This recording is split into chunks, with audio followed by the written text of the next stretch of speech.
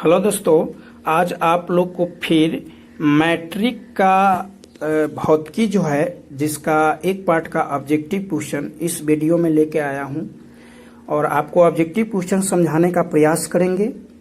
इसके वजह से आप अच्छा रिजल्ट उठा पाएंगे और हर विषय का मेरे चैनल पर हर विषय का ऑब्जेक्टिव क्वेश्चन हो या सब्जेक्टिव क्वेश्चन हो उसको वीवीआई क्वेश्चन को हम समझाने का प्रयास करेंगे और इसमें वही सब क्वेश्चन है जो 2024 एग्जाम में आपको परीक्षा में आ सकता है। तो चलिए शुरू करते हैं। अगले क्वेश्चन है, पहला क्वेश्चन है कि प्रकाश की किरण गमन करती है, मतलब प्रकाश की किरण कैसी रेखा में गमन करती है। तो आपको बता दें कि प्रकाश का किरण जो होता है ना एकदम सीधी जाती है, वो टेढ़ी मेढ़ी नहीं हो सकती है।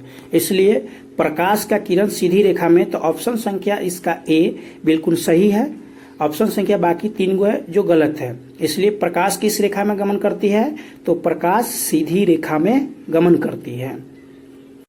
अगला क्वेश्चन है कि प्रकाश का वेग न्यूनतम होता है। तो प्रकाश का वेग न्यूनतम होता है ऑप्शन संख्या में निर्वात में, ऑप्शन बी जल में, ऑप्शन सी वायु में और ऑप्शन डी कांच में। तो आपको बता दे कि प्रकाश का वेग जो होता है ना सबसे ज्यादा न्यूनतम कांच में होता है, इसलिए इसका आंसर हो जाएगा कांच। प्रकाश का वेग सबसे ज्यादा न्यूनतम किस में होता है, कांच में होता है। चलिए अगले क्वेश्चन की ओर बढ़ते हैं। तीसरा नंबर क्वेश्चन है कि मोटर गाड़ी के चालक के सामने लगा होता है। जो भी मोटर गाड़ी यानी कार होता है, चाहे मोटरसाइकिल होता है, चाहे कोई भी गाड़ी, तो मोटर गाड़ी के चालक के सामने कौन सा दर्पण लगा होता है। तो आपको बता दे कि ऑप्शन ए में है समतल दर्पण, ऑप्शन बी में उत्तल दर्पण, ऑप्शन सी में अवतल दर्पण और ऑप्शन डी में उत्तल लेंस। तो आपको बता दे कि गाड़ी के साइड मिरर के रूप में, इसको साइड मिरर भी बोला जाता है, उत्तल दर्पण होता है। ऑप्शन संख्या बी इसका करेक्ट आंसर है कि गाड़ी के साइड मिरर के रूप में उत्तल दर्पण का प्रयोग होता है। आप इसको अच्छे से याद रखेंगे, गाड़ी के साइड मिरर के रूप में। अगला क्वेश्चन है कि समतल दर्पण द्वारा बना प्रतिबिंब होता है, मतलब समतल दर्पण द्वारा कैसा प्रतिबिंब होता है। ऑप्शन 1 में है वास्तविक, ऑप्शन बी में है काल्पनिक, ऑप्शन सी में है दोनों और ऑप्शन डी में है इनमें से कोई नहीं। तो आपको बता देते हैं कि समतल दर्पण द्वारा आभासी प्रतिबिंब बनता है, तो इसमें तो आभासी है नहीं, तो समतल दर्पण द्वारा आभासी और काल्पनिक दोनों प्रतिबिंब बनता है, इसलिए इसका आंसर बी सही होगा। या समतल दर्पण द्वारा कैसा प्रतिबिंब बनता है, तो समतल दर्पण द्वारा काल्पनिक प्रतिबिंब बनता है, इसलिए इसका बी आंसर एकदम सही है। अगला क्वेश्चन है कि लेंस की क्षमता का एसआई मात्रक होता है, मतलब लेंस की क्षमता का एसआई मात्रक क्या होता है। ऑप्शन ए में है डायोप्टर, ऑप्शन बी में है ल्यूमेन, ऑप्शन सी में लक्स और ऑप्शन डी में एंगस्ट्रॉम। तो आपको बता देता हूं कि लेंस की क्षमता का एसआई मात्रक डायोप्टर होता है। लेंस की क्षमता का एसआई मात्रक क्या होता है, डायोप्टर होता है। टिप्लेट के अगले नंबर सवाल है 2D क्षमता वाले लेंस का फोकसांतर होता है। 2D क्षमता वाले लेंस का फोकसांतर होता है ऑप्शन ए में 20 सेंटीमीटर, ऑप्शन बी में 30 सेंटीमीटर और ऑप्शन सी में 40 सेंटीमीटर और ऑप्शन डी में 50 सेंटीमीटर। तो आपको बता दूं कि 2D क्षमता वाले लेंस का फोकसांतर होता है 50 सेंटीमीटर। इसका डी आंसर एकदम राइट आंसर है कि 2D क्षमता वाले लेंस का फोकसांतर होता है 50 सेंटीमीटर। अगला नंबर क्वेश्चन है कि प्रकाश के किरणों के समूह को क्या कहते हैं। ऑप्शन ए में है प्रकाश स्रोत, ऑप्शन बी में है किरण पुंज, ऑप्शन सी में प्रदीप और ऑप्शन डी में है प्रकिरण। तो आपको बताते हैं कि प्रकाश के किरणों को समूह को हम किरण पुंज कहते हैं। ऑप्शन संख्या बी इसका सही होगा। प्रकाश के किरणों के समूह को किरण पुंज कहते हैं। Option B is correct answer. उत्तल लेंस की क्षमता होती है। अगले सवाल है कि उत्तल लेंस की क्षमता होती है। तो आपको बता दें कि उत्तल लेंस की क्षमता जो होती है ना धनात्मक होती है और अवतल लेंस की क्षमता होती है ऋणात्मक, इसलिए इसका बी आंसर एकदम सही है कि उत्तल लेंस की क्षमता धनात्मक होती है। 2 बार 3 बार इस क्वेश्चन को देखिए, समझ में आ जाएगा पूरा। उत्तल लेंस की क्षमता धनात्मक होती है। अगला क्वेश्चन है कि उत्तल लेंस को कहते हैं, उत्तल लेंस को कहते हैं, आंसर है अभिसारी लेंस, दूसरा ऑप्शन है द्वितीय लेंस, द्वितल लेंस, तीसरा ऑप्शन है अपसारी लेंस और चौथा ऑप्शन है इनमें से कोई नहीं। तो आपको बता दें कि उत्तल लेंस को अभिसारी लेंस कहते हैं, उत्तल लेंस को अभिसारी लेंस कहते हैं और अवतल लेंस को अपसारी लेंस कहते हैं। तो उत्तल लेंस इसका बी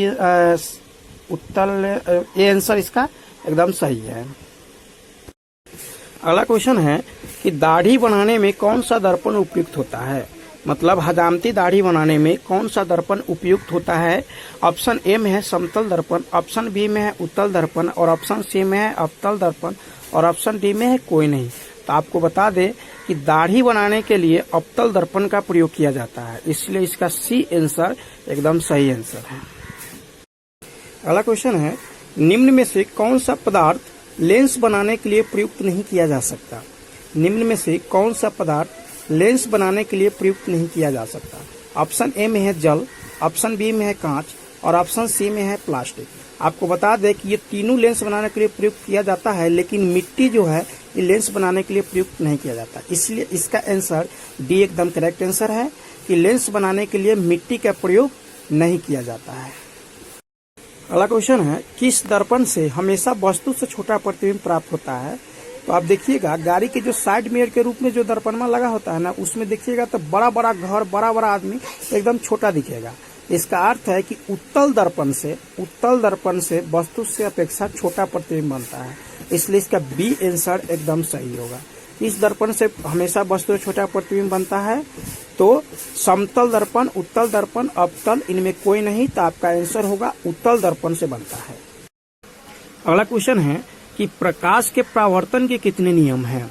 तो आपको बता दें कि प्रकाश के परावर्तन कहे तब या प्रकाश के अपवर्तन कहे तब, ये दोनों का 2 नियम होता है, इसलिए इसका बी आंसर एकदम सही है। प्रकाश के परावर्तन के कितने नियम हैं, तो 2 नियम। प्रकाश के परावर्तन के 2 नियम होते हैं, इसलिए इसका बी एकदम सही आंसर है।